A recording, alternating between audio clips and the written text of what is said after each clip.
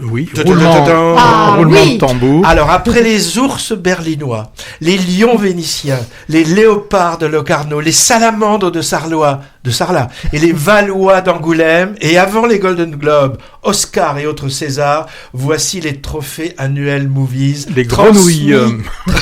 Transmis en monovision. Chacun d'entre nous a choisi secrètement quelques films considérés comme les must perso de l'année 2025. De mon côté, sans classement, je ne sais pas pour vous, peut-être qu'on aura des recoupements, peut-être pas, on va voir. Qui commence ? Je pense qu'on va commencer par Céline. Allez, avec plaisir. Alors, ton best-of. Alors, mon best-of, moi, il est classé pour ma part pour la remise des grenouilles et du crapaud d'or. Mais je vais faire rapidement, puisque tous ont déjà été critiqués à Movies. Donc, je vais commencer par la 10e place et juste les citer. J'aurai juste un petit quelque chose pour les 3 premiers. En 10e position, Marco, l'énigme d'une vie. 2 points. Espagnol. Film espagnol, et on verra qu'il y en a d'autres dans mon... Ouais. En 9e position, le seul et unique français, vraiment j'en suis la première dépitée, mais j'ai vu beaucoup moins de films que vous aussi, alors c'est le Quentin Dupieux, L'accident de piano, qui honnêtement, pour moi, voilà, est une très très bonne comédie bien grinçante. En 8e position, ce sera un film anglais d'Andrea Arnold, Bird, qui est passé en début d'année et là, qui m'a vraiment beaucoup marqué. En 7e position, vous allez voir, c'est très éclectique dans les genres. Oui, et voilà. Pas peur. En 7e ah non, j'ai pas peur, je suis contente. Ça m'a pris du temps. En 7e position, c'est un film américain d'un réalisateur peu connu, Zach Krieger, Évanoui. Ouais. Film d'horreur. Ouais, mais alors un truc de fou, vraiment, vraiment extraordinaire. Film 6, j'en ai parlé très récemment, ce sera le Yorgos Lanthimos Bugonia.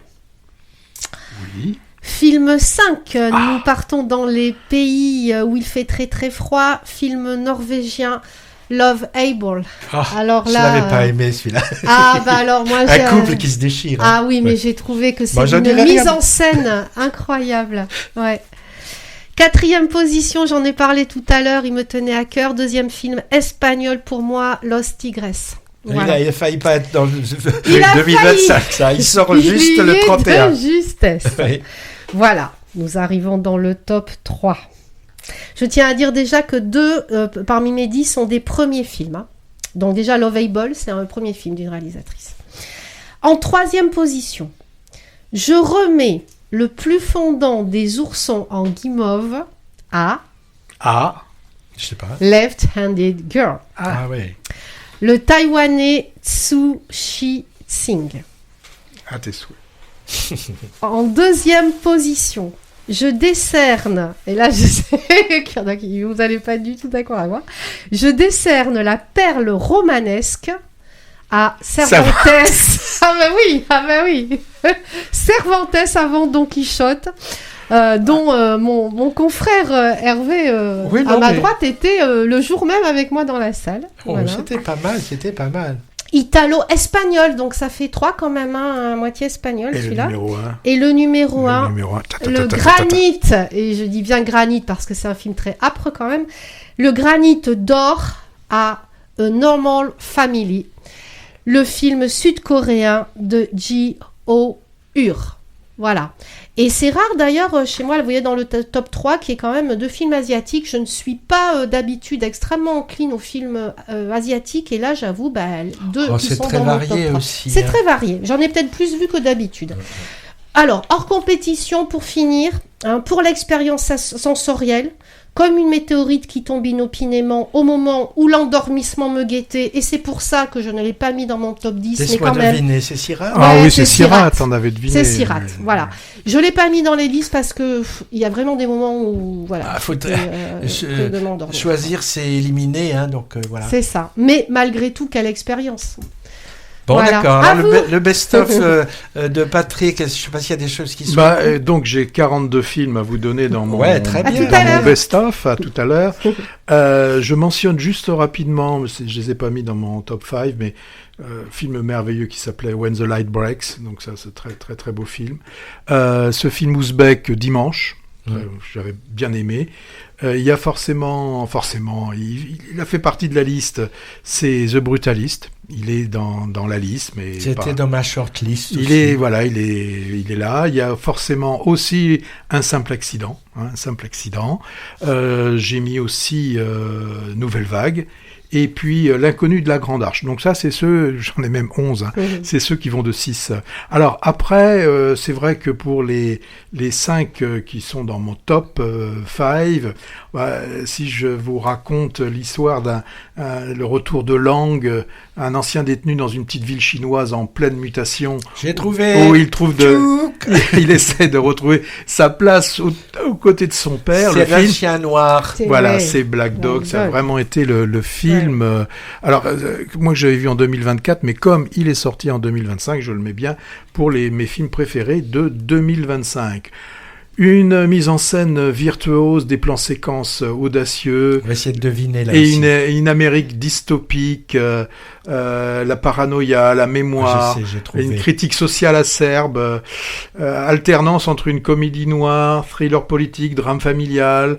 Des scènes qui m'ont évoqué Kubrick, Tarantino. Et l'acteur de Titanic. Voilà. D'accord.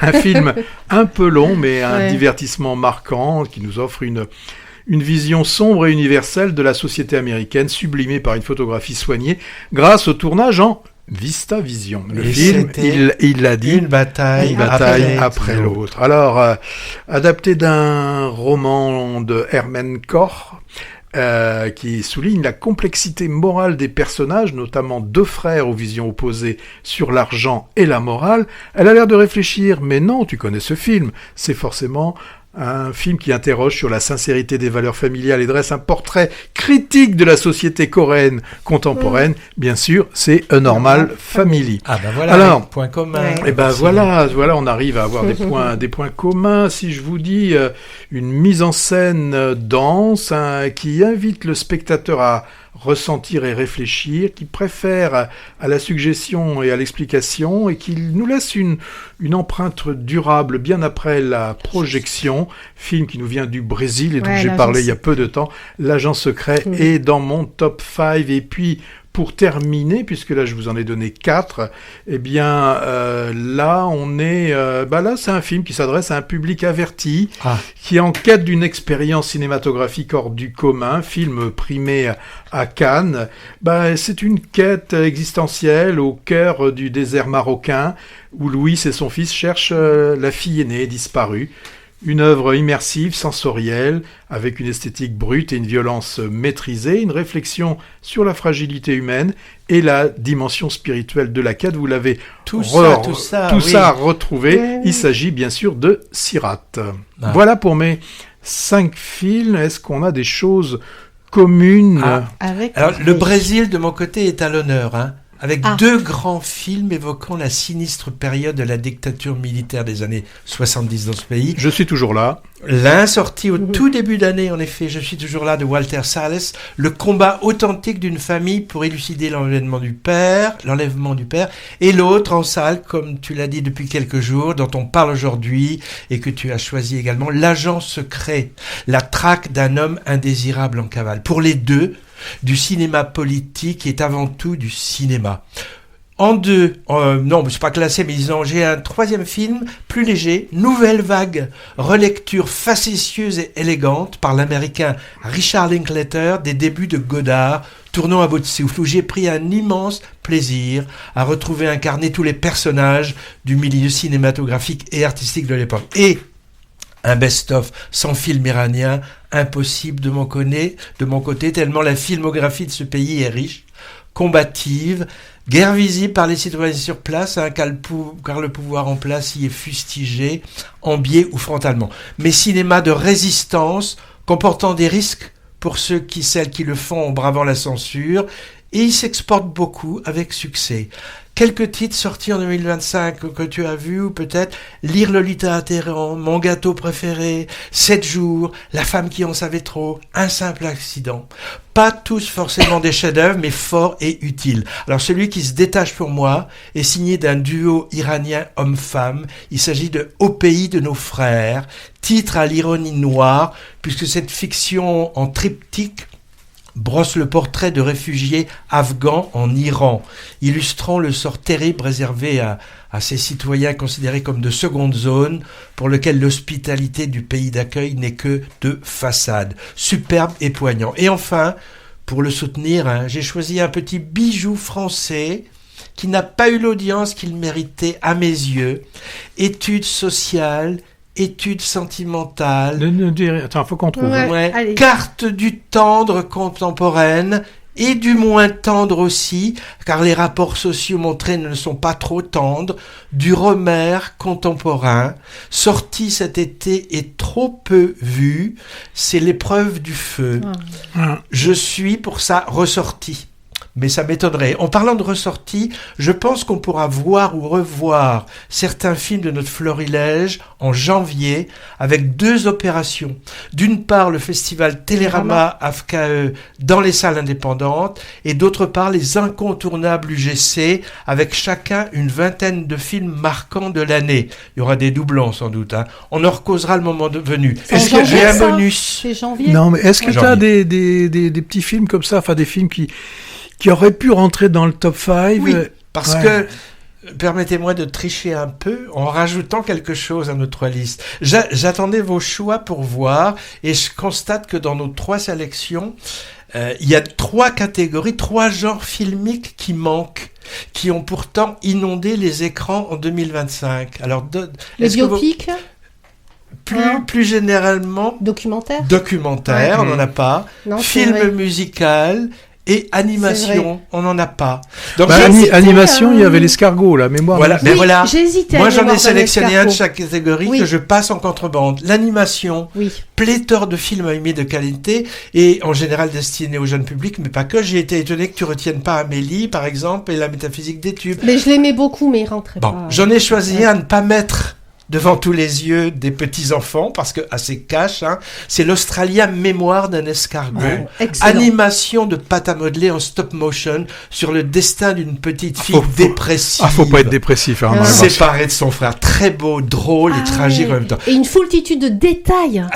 Un côté gothique qui a dû te plaire aussi, Céline. Oui, j'ai beaucoup Pour les documentaires, on n'en a pas pris. J'avais vraiment Ernest le choix. Cole, non, il est sorti avant Ernest Cole. Non, j'avais vraiment le choix entre plusieurs très intéressants. Celui sur les Lumières, par exemple, Soundtrack to a coup d'État. J'ai choisi celui des journalistes de Mediapart. Personne n'y comprend rien, parce qu'il a résonné avec l'actualité politico-judiciaire de l'année. Investigation précise et documentée sur l'affaire dite Sarkozy-Kadhafi, qui explique très bien pourquoi plusieurs juges ont décidé de condamner notre ancien président et ses acolytes malfaiteurs.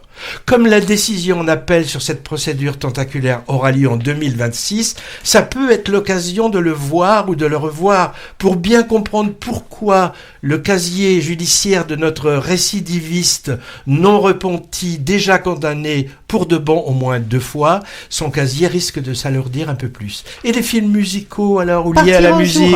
Non. Pourquoi pas. Alors, il y a eu les biopics, Callas, Aznavour, Springsteen. Il y a eu des docs ou des fictions avec des morceaux de concert dedans. Becoming Led Zeppelin. Ou pourquoi pas Vera, Cone 75. Ça, j'ai hésité, oui. Je sors du lot, moi, le biopic des débuts de Dylan. Un parfait inconnu, superbe pour la multitude de chansons incluses et pour l'interprétation de Timothée Chalamet, qui y chante en plus pour de vrai. J'ai un bonus de bonus.